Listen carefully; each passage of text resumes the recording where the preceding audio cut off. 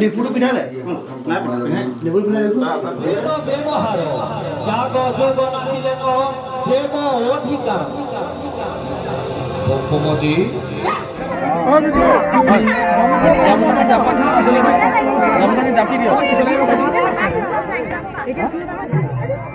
অনুভৱ সুন্দৰ অনুভৱ যেহেতু কোচগাঁও আমাৰ নিজৰ গাঁও গতিকে সমূহ মানে ৰাসৰ উপস্থিত ৰাইজ তথা আমাৰ কোচগাঁওবাসীলৈ মই ধন্যবাদ জ্ঞাপন কৰিছোঁ আৰু ৰাসৰ উজ্জ্বল ভৱিষ্যত কামনা পশ্চিম চাৰিআলি ৰাইজৰ উজ্জ্বল ভৱিষ্যত কামনা কৰিছোঁ। পশ্চিম চাৰিআলি সাৰ্বজনীন ৰাস মহোৎসৱ এইবাৰ 27 সংখ্যক এই উৎসৱ মই কেইবাবছৰ আগৰে পৰা এইখন আমাৰ গাঁৱৰে ৰাস মই বিষ্ণুৰ ভাও লৈ আহিছোঁ।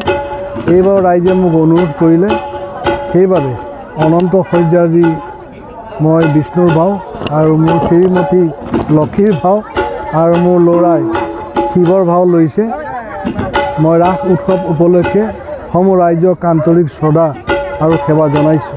আশা ৰাখিছোঁ এই ৰাস উৎসৱৰ জৰিয়তে আমাৰ এই অঞ্চলৰ যুৱক যুৱতীসকলে কৃষ্ণ সংস্কৃতিৰ প্ৰতি আকৃষ্ট হ'ব। যে বিশ্বনাথত 26খন ৰাস আছে, প্ৰতিদিনাখনেই ৰাস আছে।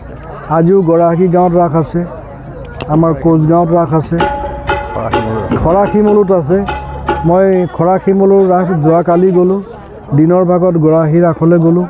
ৰাতি যিহেতু মোৰ নিজৰে ভাৱ আছে গতিকে মই নিজৰ গাঁৱৰ ৰাসত আহিলোঁ। গতিকে 26খন ৰাসত যাব লাগিব। আজিৰ তাৰিখলৈকে 7খন ৰাসত যোৱা ইতিমধ্যে সম্পূৰ্ণ হৈছে। কি ক'বা, কেনে লাগিছে?